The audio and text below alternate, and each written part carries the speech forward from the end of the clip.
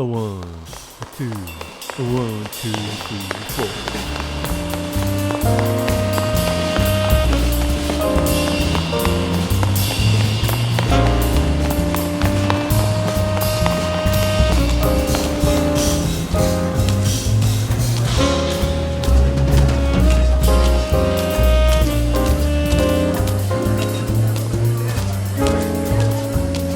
My love is as a fever longing still, by William Shakespeare.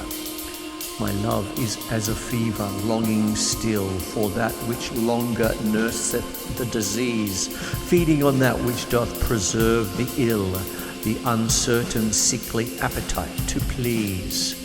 My reason, the physician to my love, angry that his prescriptions are not kept, hath left me, and I desperate now approve. Desire is death, which psychic did accept. Past cure I am, now reason is past care, and frantic mad with evermore unrest. My thoughts and my discourse as mad men's are, at random from the truth vainly expressed. For I have sworn thee fair and thought thee bright, who art as black as hell, as dark as night.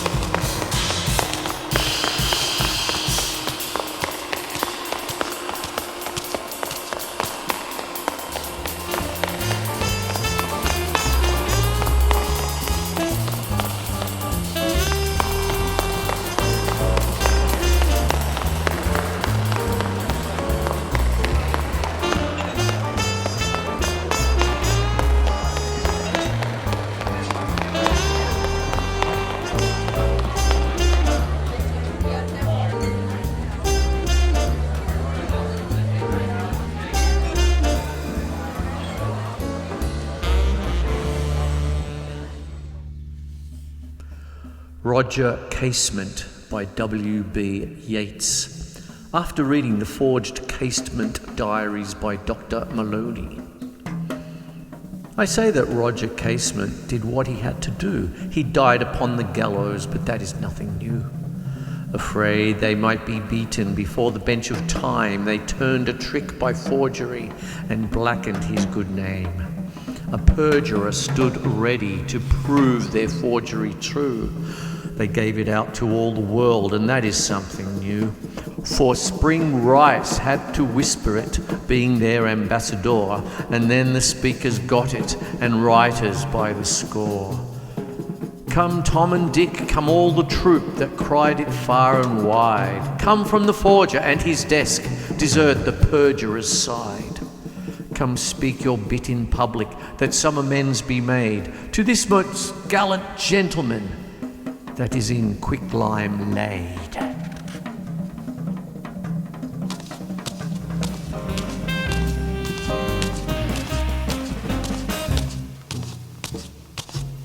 A slumber did my spirit seal, by William Wordsworth. A slumber did my spirit seal. I had no human fears. She seemed a thing that could not fear the touch of earthly years. No motion has she now, no force. She neither hears nor sees. Rolled sound in earth's diurnal course, with rocks and stones and trees.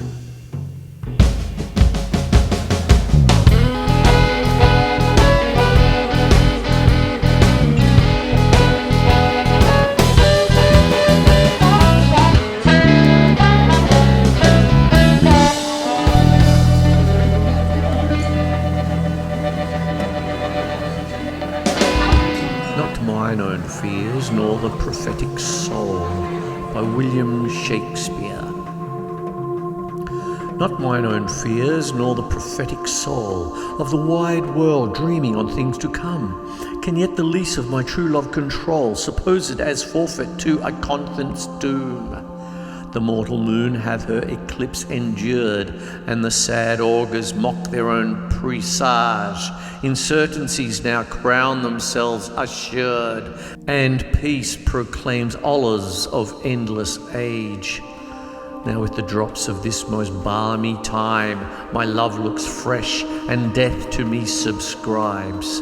Since, spite of him, I'll live in this poor rhyme, while he insults over the dull and speechless tribes. And thou in this shalt find thy monument, when tyrants' crests and tombs of brass are spent.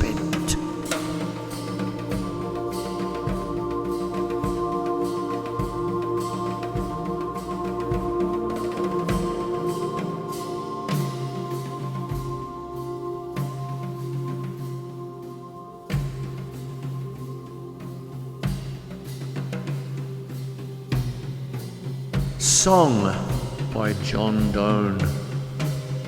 Go and catch a falling star, get with child and mandrake root. Tell me where all past years are, or who cleft the devil's foot. Teach me to hear mermaids singing, or to keep off envy's stinging, and find what wind serves to advance an honest mind.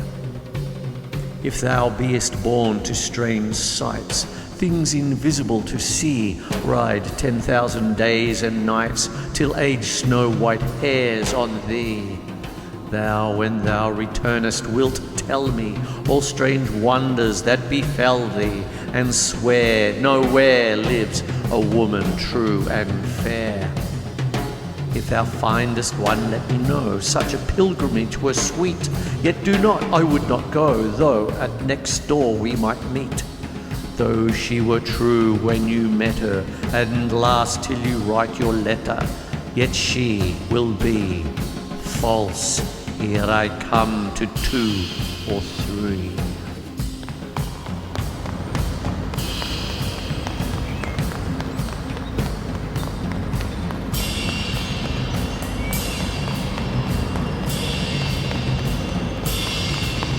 A Wind That Rose by EMILY Dickinson. A wind that rose, though not a leaf in any forest stirred, but with itself did cold engage beyond the realm of bird. A wind that woke a lone delight, like separation's swell, restored in arctic confidence to the invisible.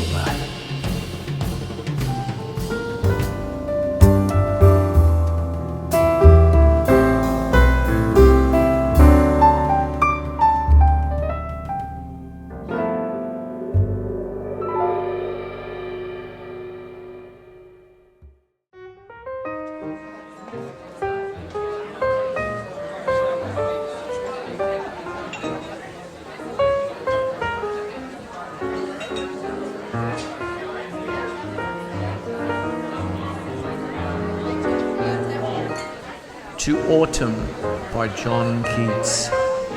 Season of mists and mellow fruitfulness, close bosom friend of the maturing sun, conspiring with him how to load and bless with fruit the vines that round the thatch eaves run, to bend with apples the moss cottage trees, and fill all fruit with ripeness to the core, to swell the gourd and plump the hazel shells with a sweet kernel to set budding more. And still more later flowers for the bees, until they think warm days will never cease, for summer has overbrimmed their clammy cells. Who hath not seen thee oft amid thy store? Sometimes whoever seeks abroad may find thee sitting careless on a granary floor, thy hair soft lifted by the winnowing wind, or on a half-reaped furrow sound asleep, drowsed with the fume of poppies, while thy hook spares the next sway than all its twined flowers, and sometimes like a gleaner thou dost keep steady thy laden head across a brook, or by a cider press with patient look, thou watchest the last oozings hours by hours. Where are the songs of spring? Aye, where are they? Think not of them, thou hast thy music too, while barrayed clouds bloom the soft dying day, and touch the stubble plains with rosy hue. Then in a wailful choir the small gnats mourn among the river sallows borne aloft, or sinking as the light wind lives or dies, and full-grown lambs loud bleat from hilly bourne.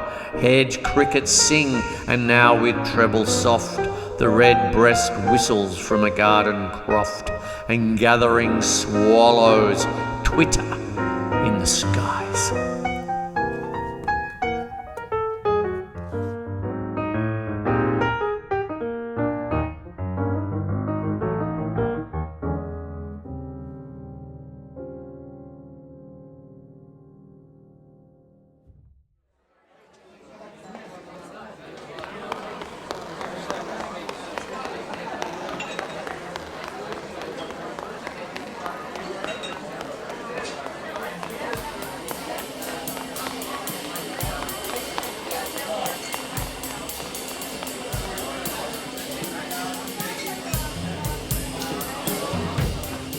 The Sick Rose by William Blake.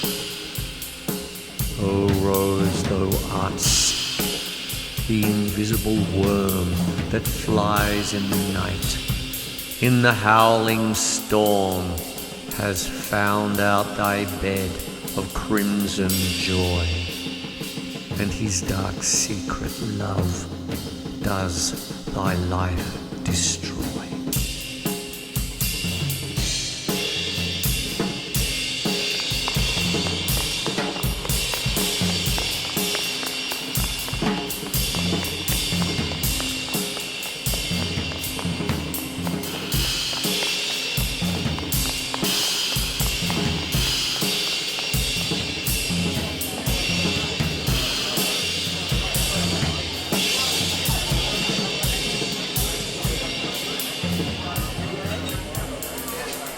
Spring Pools by Robert Frost.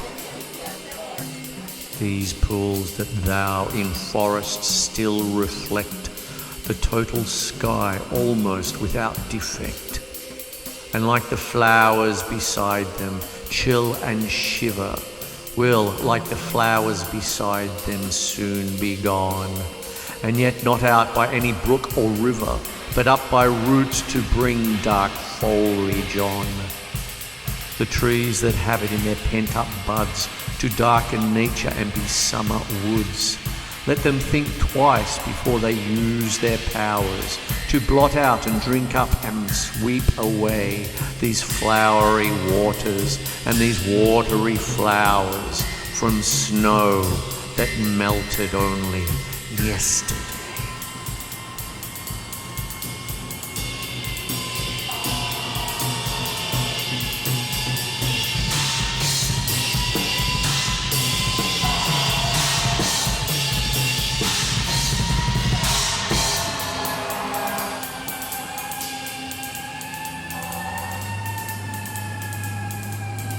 Mr. Apollinax by T.S. Eliot. When Mr. Apollinax visited the United States, his laughter tinkled among the teacups. I thought of Fragilon, that shy figure among the birch trees, and of Priapus in the shrubbery, gaping at the lady in the swing. In the palace of Mrs. Flacker sat Professor chatting cheetahs. He laughed like an irresponsible fetus. His laughter was submarine and profound, like the old man of the seas, hidden under coral islands where worried bodies of drowned men drift down in the green silence, dropping from fingers of surf. I looked for the head of Mr. Apollinax, rolling under a chair or grinning over a screen with seaweed in its hair. I heard the beat of centaurs' hoofs over the hard turf, as his dry and passionate talk devoured the afternoon. He is a charming man, but after all, what did he mean? His pointed ears, he must be unbalanced. There was something he said that I might have challenged. Of Dowager Mrs. Flaccus and Professor and Mrs. Cheetah, I remember a slice of lemon and a bitten macaroon.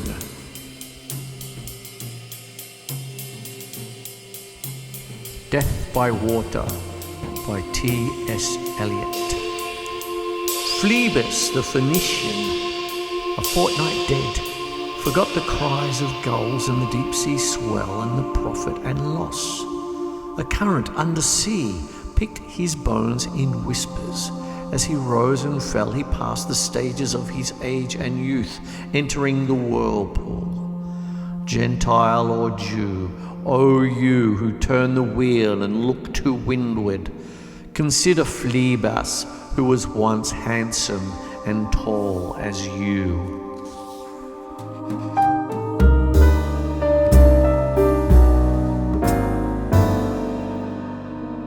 Death by W.B. Yeats. Nor dread nor hope attend a dying animal. A man awaits his end, dreading and hoping all. Many times he died, many times rose again. A great man in his pride, confronting murderous men. Casts derision upon, supersession of breath. He knows death to the bone. Man has created death.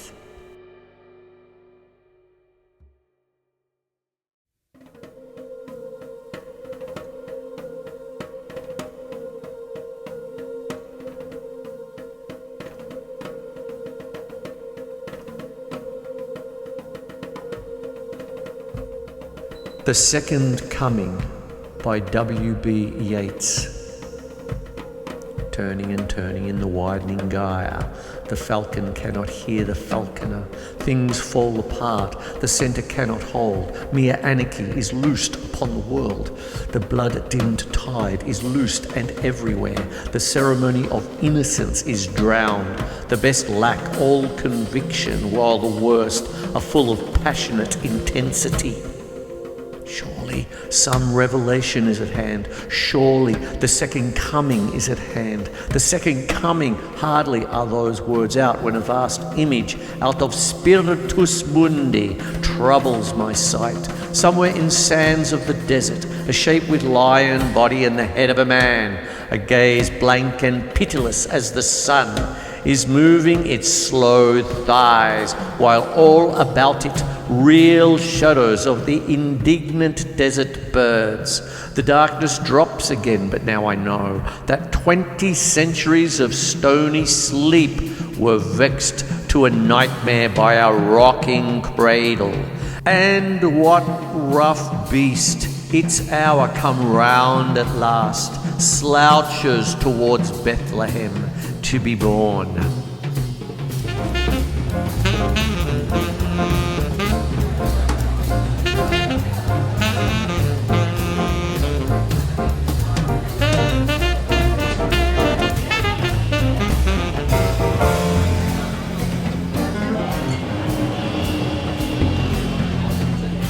There came a wind like a bugle by EMILY Dickinson. There came a wind like a bugle, it quivered through the grass, and the green chill upon the heat so ominous did pass. We barred the windows and the doors, as from an emerald ghost, the doom's electric moccasin that every instant passed. On a strange mob of panting trees and fences fled away, and rivers where the houses ran, those looked that lived that day. The bell within the steeple wild, the flying tidings told, how much can come and much can go, and yet abide the world.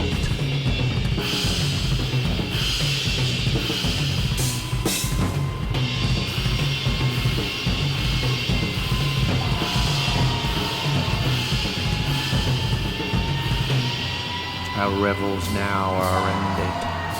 by William Shakespeare. Our revels now are ended. These, our actors, as I foretold you, were all spirits and are melted into air, into thin air, and like the baseless fabric of this vision, the cloud-capped towers, the gorgeous palaces, the solemn temples, the great globe itself, yea, all which it inherent shall dissolve, and, like this insubstantial pageant faded, leave not a rack behind. We are such stuff as dreams are made on, and our little life is rounded with a sleep.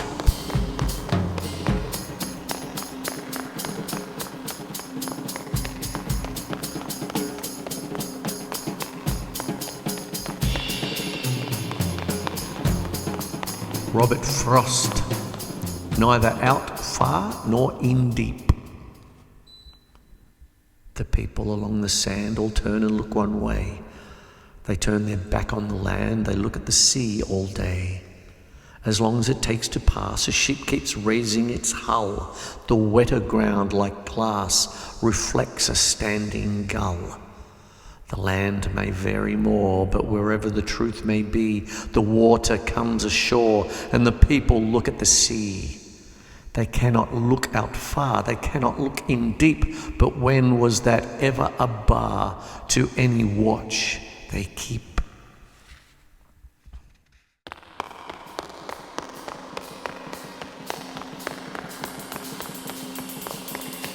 This Lunar Beauty by W.H. Auden. This lunar beauty has no history, is complete and early. If beauty later bear any feature, it had a lover and is another.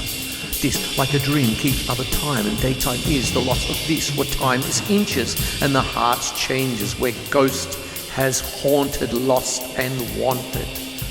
But this was never a ghost endeavour, nor finished this was ghost at ease. Until it pass, love shall not near the sweetness here, nor sorrow take his endless look.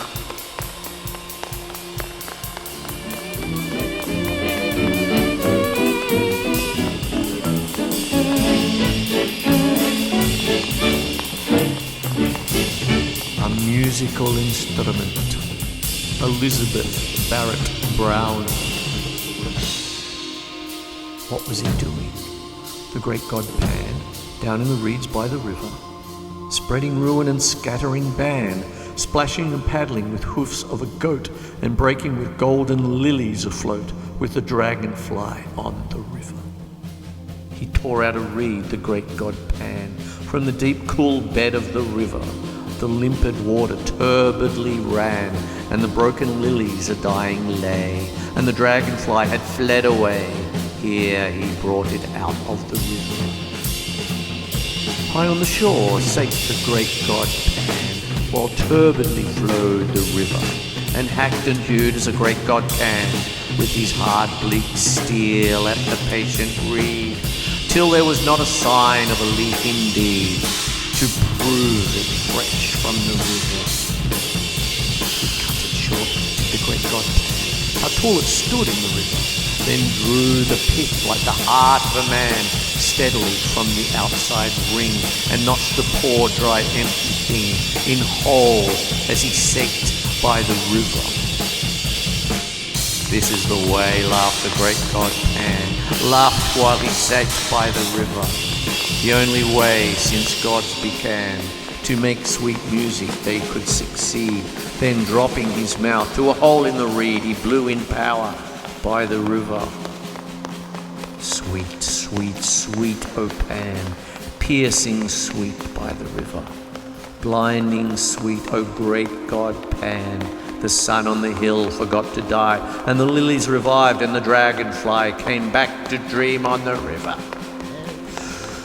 Yet half a beast is the great god Pan, to laugh as he sits by the river, making a poet out of a man.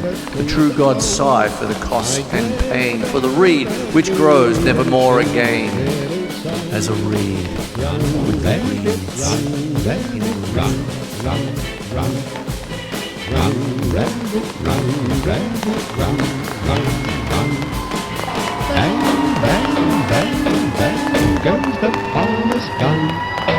Run, rebel, run,